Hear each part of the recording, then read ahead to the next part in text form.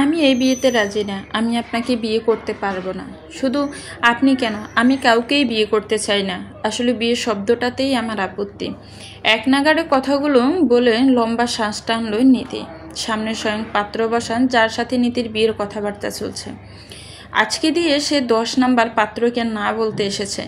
এর আগেও 10 জনকে সে এই এক কথা বলেই বিয়ের কথাবার্তা আর আগাতে দেয়নি। তার কথা একটাই, সে বিয়ে করতে চায় না। নীতির বাবা মা মেয়ের এহেন আচরণ দেখে ত্যক্ত বিরক্ত হয়ে গেছে। নীতি এবার অনার্স শেষ করলো একটা নামকরা প্রাইভেট ইউনিভার্সিটি থেকে। 2-1 সপ্তাহের মধ্যে ফাইনাল রেজাল্টও চলে আসবে। পড়াশোনায় সে বরাবরই ভালো। গত 6 মাস আগে নীতির বাবার হার্টে ব্লক ধরা পড়ে রিং পরিয়ে রাখা হয়েছে। এরপর থেকেই তিনি মেয়ের বিয়ের জন্য জোর কদমে উঠে পড়ে লেগেছেন। এতদিন তাও পড়ালেখার অজুহাতে বাবাকে বিয়ের বিষয়টা এড়িয়ে চলতে পেরেছে, কিন্তু এখন আর পারছে না। প্রতিদিন কোনো না কোনো ছেলের বায়োডাটা আর ছবি সামনে দিয়ে বলবে ছেলে পছন্দ হয়েছে কিনা। নীতি বারবার এক জবাব দিয়েই যাচ্ছে, সে বিয়ে করতে রাজি নয়। এসব দেখে গত 3 দিন আগে রাতের বেলা তার বাবা মেয়ের এসে জিজ্ঞেস করেছিলেন, তোর কি কাউকে পছন্দ, কাউকে ভালোবাসিস? ব্যক্তিগত পছন্দ থাকলে মন খুলে বলতে পারিস। আমরা তো তেমন বাবা মা নই যে মেয়ের ইচ্ছের বিরুদ্ধে গিয়ে নিজেদের জেদের বশবর্তী হয়ে মেয়ের বিয়ে দেব। সেখানে যদি সময় লাগে তাহলে আমরা কথা বলি, অন্তত বিয়েটা পড়ায় রাখি। মেয়ে বড় হয়েছে, কন্যাদান তো করতেই হবে মা, এটাই দুনিয়ার নিয়ম। বাবার কথায় চোখে পানি এসে গিয়েছিল নীতির। বিষয়টা মোটেও এমন নয়, তার ব্যক্তিগত পছন্দও নেই, কোথাও কোনো প্রতিশ্রুতিও দেওয়া নাই। কি করে বুঝাবে কোনো বিয়েতে তার আপত্তি? কেন সে বিয়ে করতে কথা শুনলেই রেগে যায়, এড়িয়ে যায়? বিষয়টা পুরোপুরি অন্য কিছু। বাবার কথা নীতি ছোট্ট করে জবাব দিয়েছিল, বিষয়টা তেমন কিছুই না বাবা, আমাকে আর কিছুদিন সময় দাও। মাত্র পরীক্ষা শেষ হলো, একটু স্থির হতে চাইছি। মেয়ের কথায় আশ্বস্ত হয়ে ছোট্ট করে শ্বাস ফেললেন আহাদ সাহেব।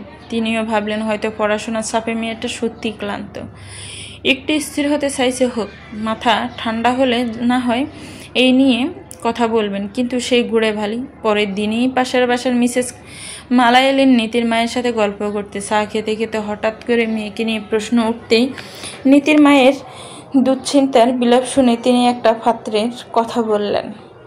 মাত্র ডাক্তার FCPS পার্ট 1 শেষ করে 2য় ধাপের জন্য প্রস্তুতি নিচ্ছে। একটা ভালো পরিবারের নম্রভদ্র ও মানুষের সুন্দর মেয়ে চাইছে ছেলের জন্য। মিসেস মালার বড় ননাসের ছেলে। ব্যাস এই কথা বলা মাত্রই নীতির মা এক পায়ে রাজি হয়ে গেল। মিসেস মালা কিভাবে যেন সবটা গুছিয়ে কাল পাত্রপক্ষকে বাসায়ও নিয়েছিলেন। মেয়ে দেখে পাত্রর পছন্দ হয়েছে। নীতি সেই একই সুতে আটকে আছে এখনো। ছেলের নাম্বার আর ফেসবুকিং ID দেওয়া হয়েছে নীতিকে। ছেলের কাছেও আছে। অভিভাবকরা চাইছেন দুজনেই যেহেতু প্রাপ্তবয়স্ক, তাই তারা একটা আলাদা সাক্ষাৎ করে নিজেদের মধ্যে একটু কথা বলে নিক। গড় সংসার তারাই করবে বিয়ে হলে। নীতি ঠিক করেই নিয়েছে সে এবারও নিষেধ করে দিবে ছেলেকে। হঠাৎ করে কাল রাত 11টায় নীতির কাছে ফোনে মেসেজ আসে, আসসালামু আলাইকুম, আপনার ভার্সিটির পাশে যে রেস্টুরেন্ট আছে সেটাতে মিট করতে চাচ্ছি। আপনার যদি কোনো আপত্তি না থাকে তাহলে আমরা আগামীকাল মিট করতে পারি আলাপচারিতার জন্য। নীতি এটা দেখে কিছুটা অবাকই হলো। ছেলের নিজের এত আগ্রহ, তবে নীতি ভাবছে তার জন্য ভালোই হলো। সে বুঝতে পারছিল না কিভাবে বলবে দেখা করে নিষেধ করার কথাটা। নীতি সালামের জবাব লিখে আরও একটা ছোট্ট করে টেক্সট করে জবাব লিখলো, আপত্তি নেই, সুবিধা মতো সময় জানিয়ে দিবে। তারপর আজকে বিকাল 3টায় সে এসেছে পাত্রের সাথে দেখা করতে। ছেলের নাম মাহিন। পাত্র একদম সময় মতোই এসেছে। নীতির আসতে 10 মিনিট দেরি হয়েছে, জ্যামে আটকে ছিল কিছুক্ষণ। নীতি আসতে 5 মিনিট পর কফি নিয়ে গেল ওয়েটার। নীতি কোনো রকমে ভনিতা না করে সোজা সাপটা বলে দিল, শুনুন মাহিন সাহেব, আমি এই বিয়েতে করতে পারবো না। তার উপরের কথাগুলো বলে মাহিনের প্রতিক্রিয়া জানার অপেক্ষায় তার দিকে চিন্তিত মুখে নিয়ে চেয়ে আছে। সবে মাত্র কফির কাপে হাত রেখেছিল। নীতির কথা শুনে গরম কাপে ছ্যাঁকা হাতে লাগে। মাহিন হতভম্ব হয়ে নীতির দিকে তাকায়। আসতে না আসতেই বিয়ে ভাঙের কথা বলে ফেলল। মাহিন ঠান্ডা মাথার মানুষ, ডাক্তারদের গরম মাথা হলে চলবে না। ঠান্ডা মাথায় বিষয়টা সামলাতে হবে। নাহিন বলল, বিয়েতে আপত্তি কেন জানতে পারি? নীতি জানে তাকে ব্যাখ্যা দিতে হবে, এর আগেও সে সবাইকে একই ব্যাখ্যা দিয়েছে, আজকেও সেটাই দিবে। একাই বাড়ি থেকে মুখস্থ করে এসেছে সে বলল, আমি এখনই বিয়ের জন্য প্রস্তুত নই, মাস্টার্স করতে চাই, IELTS কভার করে বাহিরে পড়তে যেতে চাই, অনেক কিছু করার আছে, নিজের আলাদা পরিচয় তৈরি করতে চাই। এখনই বিয়ের মতো দীর্ঘমেয়াদী সম্পর্কে আর সংসারের বেড়াজালে নিজেকে আটকাতে চাইছি না, তাই এখন বিয়েতে রাজি না। মাইন ঠোঁট প্রসারিত করে হাসলো। নীতি এমনভাবে কথাগুলো বলল যেন সে পড়া মুখস্থ করে বলছে, ঠিক যেমন সে আইটেম ক্লিয়ার করতো টিচারের কাছে, তেমনটা শোনালো নীতির জবাব। সব মেয়েদের চিরাচরিত এক জবাব, বিয়ে করলে সংসারে বাধা পড়বে, তখন ক্যারিয়ার নিয়ে ভাবার সময় পাবে না। তবে বিষয়টা যে শুধু এটাই তা না, আরও কিছু কথা আছে। মাহিন কফিতে এক চুমুক দিয়ে কাপটা রেখে নীতিকে প্রশ্ন করল, আমার জানা মতে আপনার কোথাও কোনো সম্পর্ক নেই এখন? হ্যাঁ, হতেই পারে, আগে হয়তো ছিল, তাই বয়ফ্রেন্ডের অজুহাত এখন টিকবে না, তাই সমস্যাটা এটা না। একটু খুলে বলুন তো, আসলে বিয়ে নিয়ে আপনার মনের দোটানা কোথায়? নীতি অবাক হয়ে চোখ বড় বড় করে তাকায় মাহিনের দিকে। এই ছেলে এত দূর অবধি চলে গেছে, এত দূর খোঁজ নিয়েছে যে তার কোথাও কেউ আছে কিনা সেটাও জেনে ফেলেছে। নীতি কী বলবে, কোথায় থেকে শুরু করবে বুঝে উঠতে পারছে না। মাহিন বিষয়টা বুঝলো, নীতিকে সহজ করার জন্য বলল, বিয়ের জন্য কোনো পাত্র বা ছেলেকে আপনি শেয়ার করছেন না এসব। আপনি নিশ্চয়ই জানেন আমি একজন ডাক্তার, তাই একজন ডাক্তারের জায়গা থেকে প্রশ্ন করছি, বিনা দ্বিধায় উত্তর করতে পারেন। হতে পারে আমি আপনাকে সাহায্য করতে পারি এই বিষয় নিয়ে। নীতি কিছুটা সহজ হয়। মাহিনের কথা শুনে তাকে আগের পাত্রদের মতো লাগছে না। তারা তো শুনেই হুম্বিতম্বি করতো, কিছু কথা বলার পর অধৈর্য হয়ে হাল ছেড়ে দিয়ে চলে যেত। নীতির জন্য সহজ হতো, বাড়ি ফিরে বলতো ছেলের সাথে মন মানসিকতা মেলেনি, তাই তারা না করে দিয়েছে। তবে মাহিনের সাথে কথা বলে সে কিছুটা সহজ হলো। নীতি তবুও জড়তা নিয়ে বলল, আমার বিয়ে ভীতি আছে, যাকে আমরা থিওরিক্যাল টার্ম অনুযায়ী বলি গ্যামোফোবিয়া। আমার বিয়ে শব্দটাতেই ভয় লাগে, একটা দীর্ঘমেয়াদী সম্পর্কে জড়াতে অনেক ভয় লাগে, কাউকে বিশ্বাস করতে ইচ্ছে করে না, একটা ছাপা আতঙ্ক মনের মধ্যে কাজ করে, মনে হয় আমি ঠকে যাব, যার সাথে বিয়ে হবে সে আমাকে ঠকাবে, আমার অজান্তে বা প্রকাশ্যে সে আমাকে ঠকাবে, আমাকে ঠকিয়ে আমার সাথে বিশ্বাসঘাতকতা করবে, অথচ আমি শুধু চেয়ে চেয়ে দেখা ছাড়া কিছুই করতে পারবো না। আমার মনে হয় সে আমাকে রেখে আমারই চোখের সামনে আরেকজনকে বিয়ে করে বাড়িতে নিয়ে আসবে, আমি ঠকে যাব, সম্পর্কে হেরে যাব, এই ভয়টাই মনের মধ্যে কাজ করে। এজন্যই কাউকে বিশ্বাস করতে ইচ্ছে করে না, তাই বিয়ে করতে চায় না। মাহিন মনোযোগ দিয়ে শুনল নীতির কথা। সে মনে মনে যা ভেবেছিল ঠিক সেটাই নীতি বলল। আজকাল এই সমস্যাটা প্রকট হয়ে উঠেছে, চারদিকে যা অবস্থা, এটা অস্বাভাবিক কিছু না। আরেকটু খোলাসা হওয়ার জন্য বলল, তার মানে আপনার মানুষকে বিশ্বাস করতে ভয় হয়? বিষয়টা কি এমন, সব মানুষ নাকি শুধু পুরুষ মানুষ? নীতির কফি ঠান্ডা হয়ে গেছে, সে কফির কাপে হাত দিয়ে বুঝলো কফি ঠান্ডা হয়ে গেছে, তাই হাত সরিয়ে নিল। মাহিন সেটা খেয়াল করে ওয়েটারকে ডাক দিয়ে বলল, আরও 2 কাপ কফি দিতে। নীতি যেন বারবার অবাক হচ্ছে, এই ছেলেটা এত কিছু খেয়াল রাখছে কিভাবে? নীতিকে আনমনে চুপ করে থাকতে দেখে মাহিন বলল, কি হলো, উত্তর দিলেন না যে? নীতি ইতস্ত করে বলল, সবাইকে অবিশ্বাস হয়, সবাই বলতে এর মধ্যে অবশ্যই পুরুষও আছে, মানুষকেই অবিশ্বাস আমার। মাহিন মাথা জোকালো, সে কিছু একটা ভাবছে, তারপর বলল, অতীতের কোন ট্রমা আছে আপনার? মানে ছোটবেলায় এমন কিছু হয়েছে যেটা আজও বলতে পারেননি? কারো টক্সিক রিলেশন দেখেছেন বা নিজে সেই কঠিন সময়ের মধ্যে দিয়ে গেছেন, এমন কিছু? নীতি এবার কিছুটা দমে যায়, কারণ এই সমস্যার মধ্যে দিয়ে সে নিজেই গিয়েছে এক সময়। কি কঠিন দিনগুলো ছিল সেসব, কত কষ্ট হয়েছে তার, রাত বিরাতে প্যানিক অ্যাটাক আসতো তার, কত রাতে না ঘুমিয়ে পার করেছে সে, কত কেঁদেছে। কি করে বলবে এক স্বার্থপর লম্পটের জন্য তার জীবনের 2 বছর সে নষ্ট করেছে? নিতিন দোটানায় পড়ে গেল, কিভাবে বলবে মাহিনকে, বুঝতে পারছে না। মাহিনকে সে পুরোপুরি বিশ্বাসও করতে পারছে না। মাহিন খেয়াল করলো নীতির ওড়নার হাতের আঙ্গুল মুঠো করে ধরে আছে, তার মানে সে সাহস পাচ্ছে না। মাহিন আবারও বলল, ডাক্তারের কাছে কিছু লুকাতে নেই। ধরে নিন আপনি ডাক্তার দেখাতে এসেছেন, বিনা জড়তায় বলুন, না বললে ডাক্তার ওষুধ দিবে কি করে? মাহিনের এই এক কথায় নীতি যেন আরও সহজ হলো। নীতি অকপটে বলল, হ্যাঁ, আমার জীবনে এমন একটা ট্রমা আছে।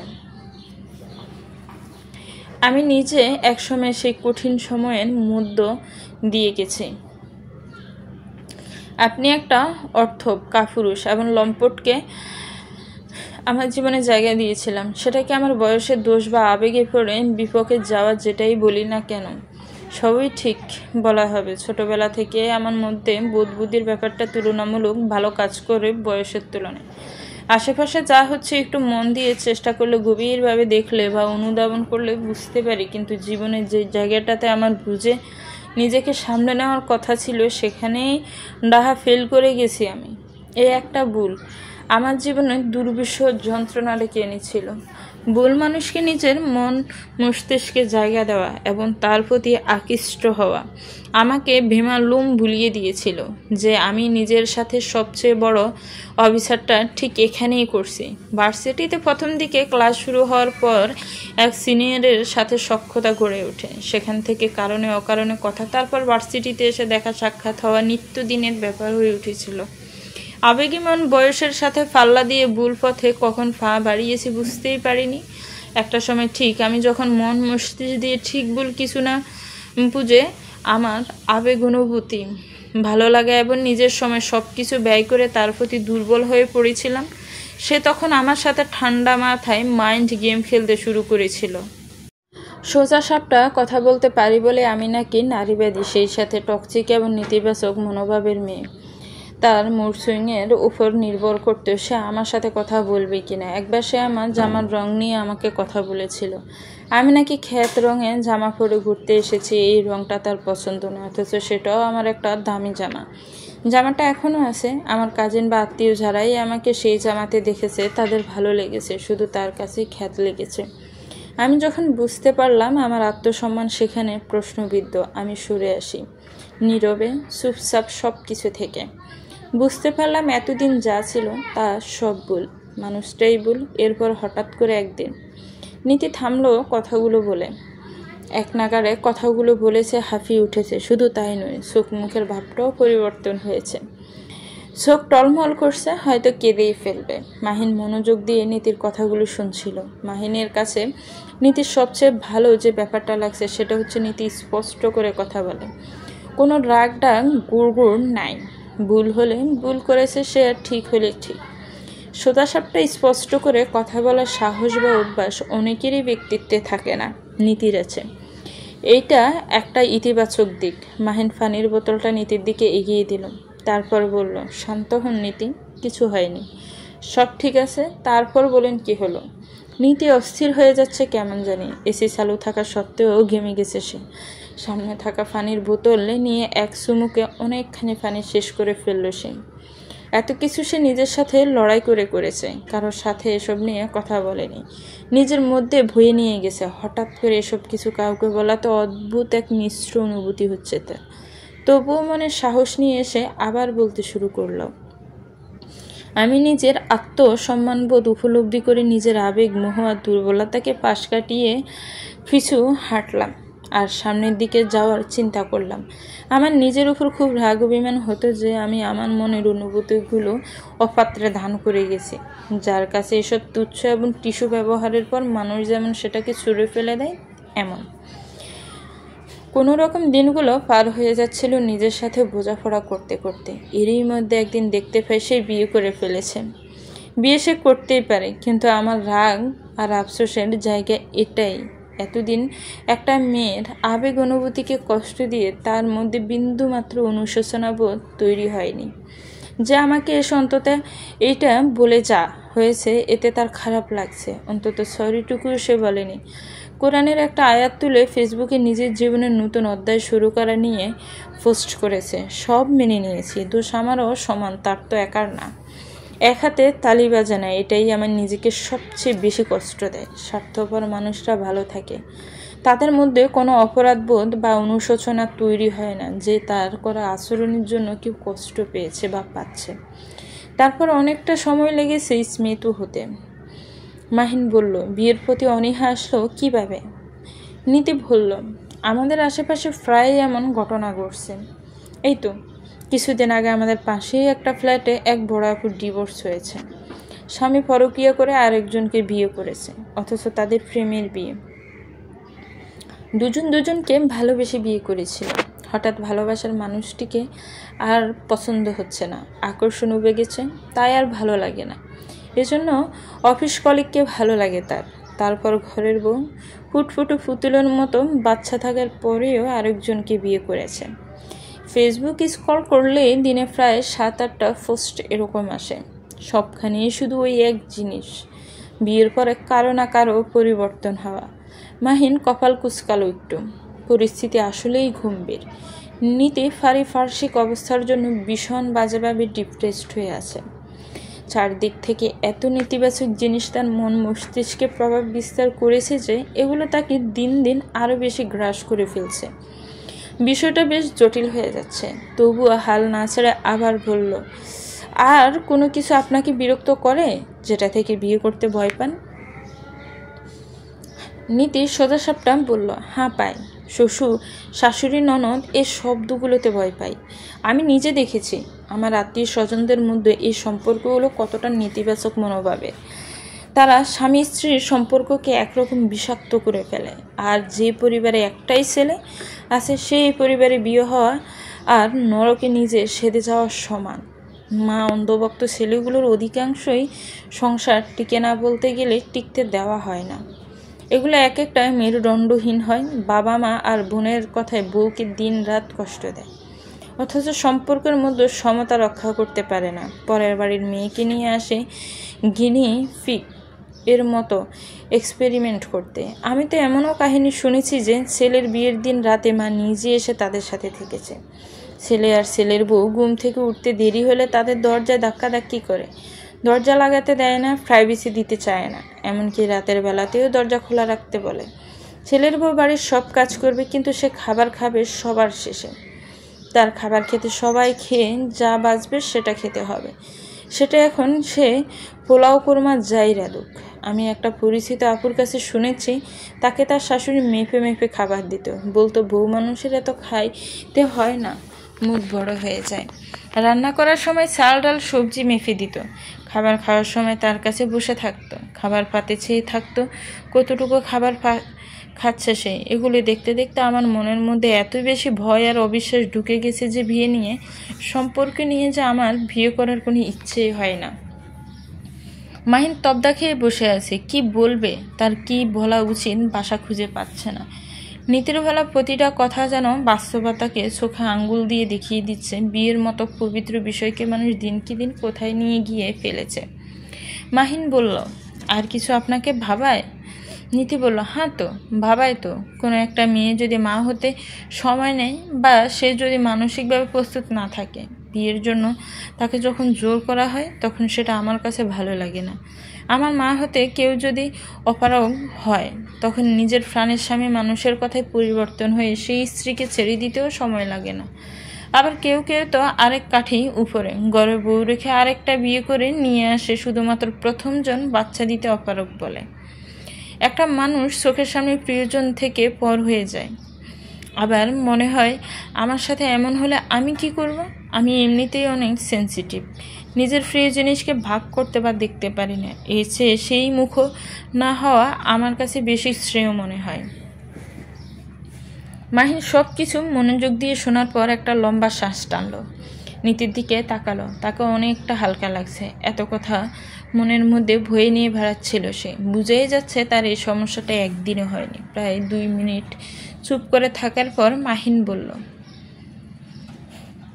নীতি, আপনি নিশ্চয়ই জানেন মানুষের যখন শরীরে কোনো অংশে ঘা ছড়িয়ে পড়ে বা পছন্দরে, তখন ডাক্তাররা চেষ্টা করে কিভাবে সেই ঘাটা সরানো যায় অন্য অঙ্গকে বাঁচিয়ে। তখন কি করা হয় যে হাতে বা পায়ে ক্ষত ছড়িয়েছে সেটা শরীর থেকে আলাদা করা যায়। মাথা ব্যথা হলে যেমন মাথা বিচ্ছিন্ন করে মাথা উপশম করতে পারে না, তেমনি বিয়ে জিনিসটাও তেমন। ব্যবসাতে লাভ লোকসান থাকার পরেও যেমন মানুষ নিজের শেষ সম্বল নিয়ে মাঠে নামে এই বিশ্বাসে যে আবার উঠে দাঁড়াবে, বিয়ে বিষয়টাও তেমন। বিয়ে একটা সামাজিক চুক্তি। এখানে আমরা ভবিষ্যৎ জানি না, সামনে কি হবে, জীবন কোথায় নিয়ে যাবে কিছুই জানি না। কপাল ভালো হলে একটা বিয়ে 100 বছর টিকে যেতে পারে, আবার মন্দ হলে 1 ঘন্টাও টিকবে না। তবু দুনিয়াতে এখনো মানুষ সেই আশায় বুক বেঁধে নতুন সম্পর্কে জড়ায়। ভালো মানুষ আছে বলেই দুনিয়াটা টিকে আছে এখনো। প্রতিদিন যেমন তালাক হচ্ছে তেমনি বিয়েও হচ্ছে। নীতি মাথা নাড়িয়ে সায় জানালো, তবুও সে ভরসা পাচ্ছে না। মাহিন বলল, আপনার জন্য একটা বাড়ির কাজ আছে। কাজটা হচ্ছে আপনি আপনার ফেসবুকে এমন যতগুলো গ্রুপ আর পেজ আছে সবগুলো থেকে লিভ নেবেন এবং আনফলো করে দিবেন। এরকম কোনো কিছু দেখার বা সেটা নিয়ে ভাবার চেষ্টা করবেন না। আপনি ওভার থিঙ্কিং করেন, এজন্য এই সমস্যাগুলো আপনাকে ভোগাচ্ছে। আর এই 7 দিনে আপনি 5 জন সফল দম্পতিকে খুব কাছ থেকে পর্যবেক্ষণ করবেন। তাদের বিয়ে কীভাবে টিকে গেল, ভালো স্বামী বা স্ত্রীর কোন গুণের জন্য একটা সংসার সফল হয়। আপনি চাইলে রিসার্চ করতে পারেন, বই পড়তে পারেন, বিভিন্ন জার্নাল আর্টিকেল পড়তে পারেন এবং 7 দিন পর ঠিক এই সময় এই জায়গাটাতে এসেই আপনি আমাকে আমার এগুলো আপডেট দিবেন যে এই 7 দিনে আপনি এগুলো থেকে কি বুঝেছেন। নীতি মনোযোগ দিয়ে কথা শুনল। তার কাছে কাজটা বেশ ভালো লাগলো। নীতি বলল, ঠিক আছে, কিন্তু বাড়ি গিয়ে কি বলবো? বাড়ি ফিরে বলবেন পাত্র পাত্রী 7 দিন সময় নিয়েছে ভাবার জন্য। বাবা ভাবি শেষ হলে নিজেদের বোঝাপড়া জানিয়ে দিবে। কিরে, পাত্রী কেমন দেখলে? কথা বলে কেমন লাগলো? বোঝাপড়ায় ভালো মনে হলো কিছুটা? যদি একবার সাক্ষাৎ বা কথা বলেই কিছু মন্তব্য করা যাবে না। তবে আমার মেয়েটাকে দেখে বেশ ভালো লেগেছে। কেমন শান্ত এবং নম্র স্বভাবের। চেহারাতেও বেশ মায়া আছে। মালা আন্টি তো বলল মেয়ে পড়াশোনাতেও অনেক ভালো। ছোটবেলা থেকেই তাকে দেখেছে মেয়েটা এমনই। তবে আন্টি বলল ছোটবেলায় বেশ ছটফটে ছিল, তবে এখন আরও বেশি হয়ে গেছে। বড় হলে মানুষের মধ্যে অনেক রকম পরিবর্তন আসবে, এটাই স্বাভাবিক।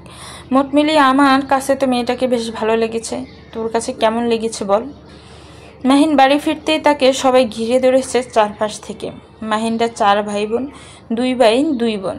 বড় 2 ভাই বোনের পর সে তৃতীয় এবং তার ছোট আরেকটা বোন আছে। তারা সবাই মাহিনের বিয়ে নিয়ে বেশ উৎফুল্ল এবং আগ্রহী।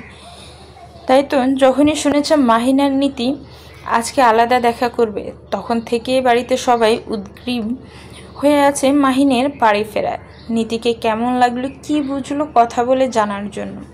প্রশ্নগুলো এতক্ষণ মাহির বড় বোন সুজানাই করেছিল। মাহিন সবার চোখ মুখ দেখে বুঝলো অনেক প্রশ্ন সবার মনে, এত সহজে ছাড়া পাবে না। তবে তাদের সাথে বেশ কিছু আলাপও আছে, সেটাও করতে হবে। মাহিন বলল, তোদের সব প্রশ্নের উত্তর দেব, আগে একটু ফ্রেশ হতে দে। ঢাকা শহরের জ্যাম ঠেলে এসেছি, সাথে বিনে পয়সার ধুলাবালি তো আছে। গা খিটখিট করছে। গোসল করে এসে সবার সব প্রশ্নের উত্তর দেব। তাছাড়া তোদের সাথে একটা বিষয় নিয়ে আলোচনাও আছে আমার।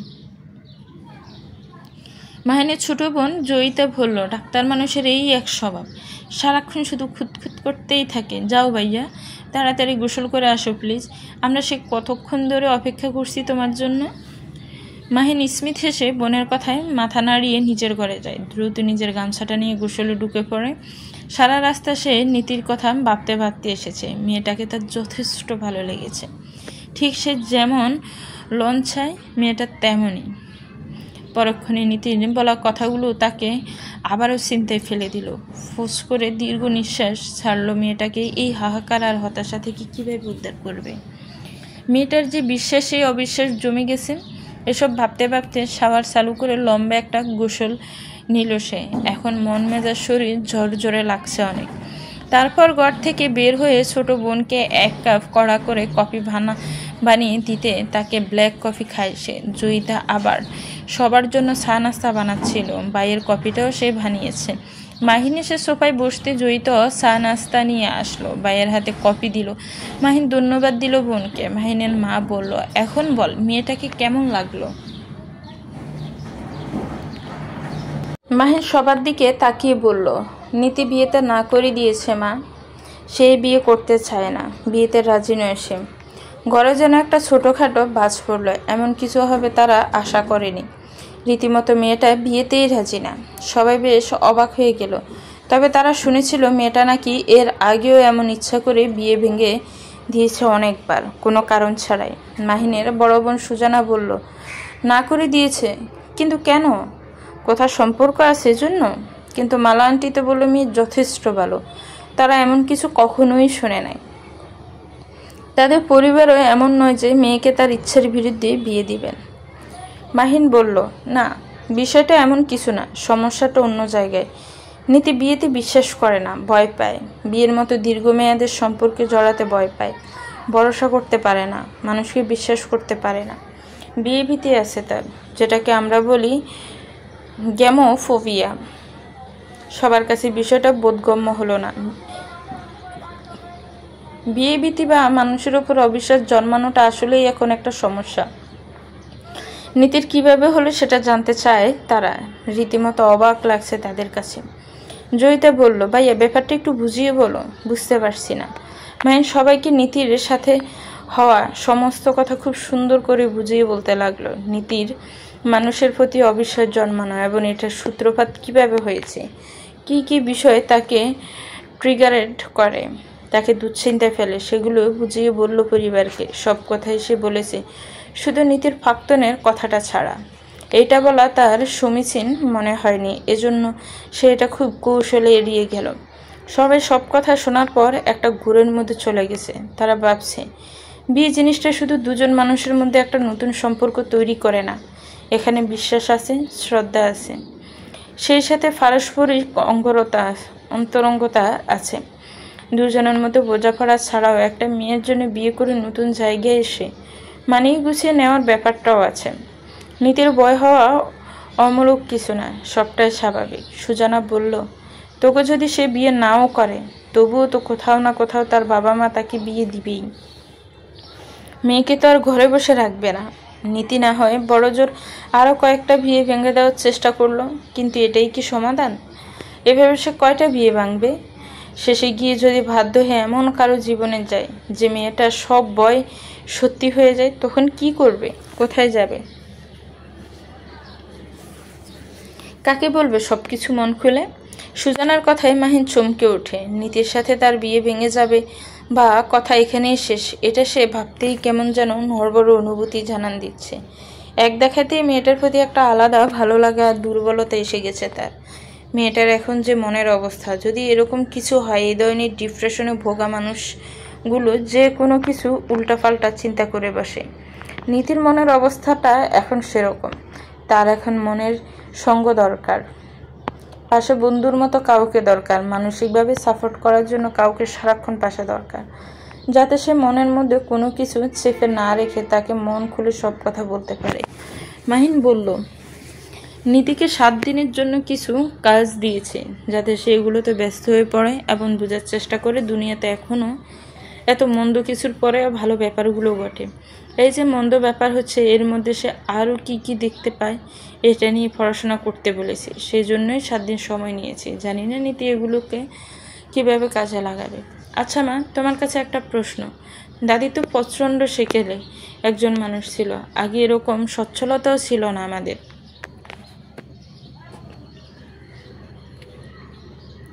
তোমাকে তো অনেক ছড়াই উতরে পেরিয়ে আসতে হয়েছে। দাদিকেও দেখতাম এমন বৈষম্য করতে। আমরা অনেক কিছুই দেখেছি। তুমি বিষয়গুলো কিভাবে সামলেছ? এই যে এত বছরের সংসার, তোমাদের কিভাবে নিজেকে শক্ত হাতে সামলেছ, আমাদের সামলেছ? মাহিনের মা এতক্ষণ সবার কথাই শুনছিলেন। নীতির কথাগুলো যেন তাকে আবার 40 বছর আগে ফিরিয়ে নিয়ে গেল। অল্প বয়সে বিয়ে করে মাহিনের বাবার সাথে এই সংসারে এসেছিলেন। তখন তেমন সচ্ছলতা ছিল না, যৌথ পরিবার ছিল। মাহিনের বাবার সরকারি চাকরি থাকলেও বেতন কম ছিল। তার স্বামীরা 5 ভাই বোন, সে বড় সন্তান পরিবারে, তাই তার দায়িত্বও বেশি। ছোট ছোট ননদরা তার সামনেই বড় হয়েছে। মাহিনের বাবাই নিজের আয় রোজগার থেকে সব ভাই বোনকে পড়িয়েছেন, বোনদের ভালো জায়গায় বিয়ে দিয়েছেন। ননদরা তাকে খুব জ্বালাতো। তার স্বামী যদি লুকিয়ে তার জন্য একটা মেরিলের কোটাও নিয়ে আসতো, পরের দিন সেটা সে আর পেত না। ননদরা নিয়ে যেত। শখের কোনো খাবার আনলেও সবার মুখে গেলেও তার মুখে যেত না। শাশুড়িও মেয়েদের সায় দিত, সাল বাড়ন্ত হলে বাড়ির সবাইকে খাইয়ে আর কিছু থাকতো না। কতদিন যে খিদে ফেটে নিয়ে থেকেছে, পানি খেয়ে সারাদিন পার করেছে, মুড়ি খেয়ে থেকেছে, শাশুড়ি নিজেও খেত না, আর সে তো বাড়ির বউ, মুখ ফেটে কিছু বলতেও পারতো না। এরকম করে বড় ছেলে যখন ফেটে আসলো তখন আরও কাহিল হয়ে গেল। সারাদিন সংসারের কাজ করার পর খেতে আসলেই দেখতো কখনো ভাত অল্প, আবার কখনো তরকারি নেই। ননদরা বিয়ে হওয়ার পরেও মাসের অর্ধেক বাপের বাড়িতেই থাকতো। তার স্বামীর টাকা দিয়েই মেহমান আপ্যায়ন হতো, কিন্তু সে ভালো করে কিছুই খেতে পেত না। মাহিনের বাবাও এসব দেখতে দেখতে একসময় হাঁপিয়ে ওঠেন। তার আয় রোজগারের মূল হকদারগুলোই সব স্বাচ্ছন্দ্য থেকে বঞ্চিত হচ্ছে। তখন দেরিতে হলেও তিনি সংসার রাশ টানেন। এখানে তার ভাগ্য ভালো বলা চলে। ধীরে ধীরে সবাই যে যার জীবনে ব্যস্ত হয়ে পড়লো। শ্বশুর শাশুড়ি প্রয়াত হলো, তবুও পুরনো কথা মনে হলে এখনও তার ফাঁপড়ে শ্বাস ভারী হয়ে আসে। 2 ছেলে হওয়ার পর তিনি ঠিক করলেন এমন শাশুড়ি তিনি হবেন না, যেখানে বাড়ির বউয়ের দীর্ঘশ্বাস আর চোখের পানির কারণ হতে হয়। তিনি বললেন, সংসারের হরেক রকমের মানুষ থাকে, ছাড় দিতে হয়, ছেড়ে দিতে হয়, সব কথার জবাব দিতে হয় না, চুপ করে থাকতে হয়, সময়ের উপর ছেড়ে দিতে হয়। সংসার করতে আসলে অনেক কিছুর মুখোমুখি হতে হয়, যেগুলো কৌশলে এড়াতে হয়, তবে সংসার ধরে রাখা যায়। সংসার একটা যুদ্ধের ময়দান। মাহিন মায়ের কথা শুনে একটা লম্বা শ্বাস টানল। সে শুধু 7 দিন অপেক্ষা করছে। 7 দিন পর বোঝা যাবে নীতির সাথে তার বিয়েটা হবে কি হবে না। এইদিকে বাড়ি ফিরে নীতি মাহিনের কথা মতো সব কাজগুলো করতে শুরু করলো। সবার আগে সে সব ধরনের গ্রুপ থেকে লিভ নিল, ওই সব পেজ আনফলো করলো, সার্চ করে আর্টিকেল বের করলো পড়ার জন্য। কিছুই বই ফেলে সবগুলো কেনার জন্য অর্ডার করলো। আর সে নিজের বাবা মা, সব বন্ধু বান্ধব, বোন ভাই যারা ব্যবহৃত, এমনকি আশেপাশে যাদেরই দেখে তাদের নিয়ে রিসার্চ করতে শুরু করলো। সব মিলিয়ে নীতি বেশ ব্যস্ত সময় পার করলো। এর মাঝে 3 দিন মাহিন ফোন করে খোঁজ খবর নিয়েছে।